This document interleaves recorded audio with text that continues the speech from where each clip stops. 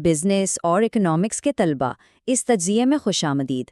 आज हम market signals को परखने का एक बड़ा ही प्रैक्टिकल तरीका सीखने वाले हैं और हमारा फोकस रहेगा सीमेंट सेक्टर पर, एक ऐसी इंडस्ट्री जो किसी भी मुल्क की बुनियादी तरक्की का सतून होती है। देखिए, मार्केट डेटा देखकर अक्सर सर चकराने लगता है ना? लेकिन अगर सही ग्रोथ मार्कर्स पकड़ में आ जाएं तो तस्वीर बिल्कुल साफ हो जाती है। तो सबसे बड़ा सवाल ये पैदा होता है कि आखिर वो कौन सी अंदरूनी और बैरूनी ताकतें हैं जो इतनी मैसिव इंडस्ट्री को आगे की तरफ पुश करती हैं। इसको ना एक डिटेक्टिव गाइड की तरह समझिए। हर डेटा पॉइंट हमें एक कहानी सुनाता है और उन्हीं क्लूज को जोड़कर हमें असल हकीकत तक पहुंचना है। चलिए इन फोर्सेस को करीब से देखते हैं। आइए इस पजल के पहले हिस्से की तरफ आते हैं।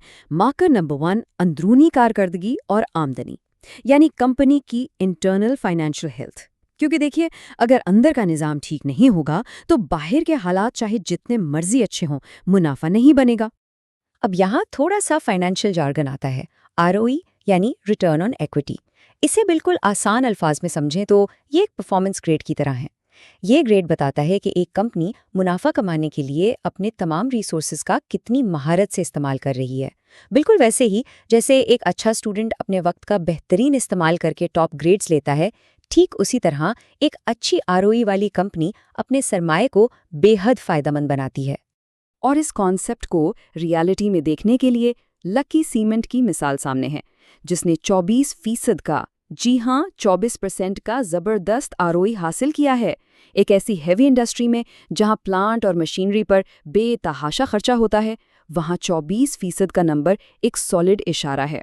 इसका मतलब है कंपनी आम हालात में नहीं बल्कि बिल्कुल टॉप नॉच अंदाज में अपने सरमाए को काम में ला रही है। और बात सिर्फ एक मजबूत आरओई तक महदूद नहीं है।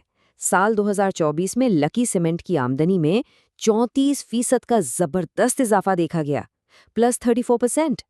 ये बिल्कुल क्लियर करता है कि जब अंदरूनी कारकर्दगी बेहतर होती है तो वो किस तरह सीधा आपके मुनाफे में तब्दील होती है। बेहतर स्ट्रैटेजी का नतीजा सीधा प्रॉफिट की शक्ल में सामने आता है। खैर, ये तो हो गई अंदरूनी मैट्रिक्स की बात। अब आते हैं अपने दूसरे अहम मार्कर पर, बैरूनी मार्केट की मुवाफिक हवाएं, जिन्हें हम टेलविंड्स भी कहते हैं। जिस तरह हवा रुख बदलकर कश्ती को तेजी से आगे ले जाती है, बिल्कुल उसी तरह ये बैरूनी फोर्सेस पूरी इंडस्ट्री के लिए एक सहारा बनती हैं और उसे तरक्की की तरफ धकेलती हैं। सीमेंट सेक्टर की तरक्की में ना 2 बैरूनी फोर्सेस का सबसे बड़ा किरदार है। एक तरफ है पाकिस्तान के अंदर का इंफ्रास्ट्रक्चर बूम, नए मंसूबे लग रहे हैं, सड़कें बन रही हैं, तामीरात तेजी से हो रही हैं। ये सब हैवी लोकल डिमांड पैदा करते हैं। और दूसरी तरफ है बैनुल-अक़वामी सतह पर एक्सपोर्ट की मांग। जब कभी मुकामी मार्केट में थोड़ी नरमी आती है तो ये एक्सपोर्ट डिमांड आकर सहारा दे देती है। ये दोनों मिलकर सीमेंट की खपत को मुसलसल बढ़ाते हैं। यहाँ एक अहम बात बताना इंतहाई ज़रूरी है। ये जो पूरी केस स्टडी और डेटा हम डिस्कस कर रहे हैं, ये खालिसतन तालीमी मकासद यानी एजुकेशनल पर्पसेस के लिए है।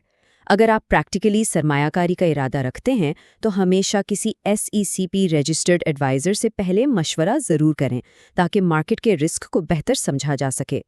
तो आखिर में अपने जहन में ये अहम सवाल ज़रूर रखिए। मुकामी इंफ्रास्ट्रक्चर का ये बूम और एक्सपोर्ट्स की ये लगातार मांग आखिर सीमेंट सेक्टर की इस तरक्की को मुस्तकबिल में कब तक ऐसे ही आगे ले जा सकती है?